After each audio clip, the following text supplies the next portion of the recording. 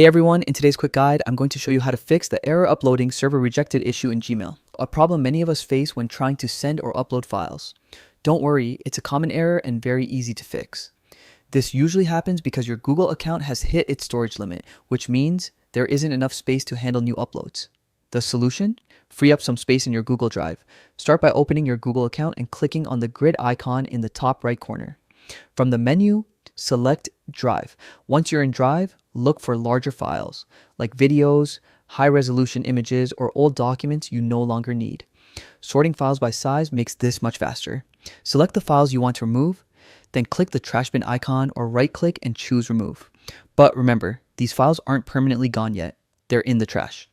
To truly free up space, go to the trash folder on the left sidebar and click Empty Trash. If some files are important and you can't delete them, simply download them to your computer first, then remove them from Drive. This way, you have a local backup and can re-upload them anytime. After these steps, your Gmail should stop showing the server rejected error, letting you upload and send files smoothly again. That's it. Freeing up space is all it takes for a hassle-free Gmail experience. Thanks for watching, and I hope this guide helped you solve the issue quickly.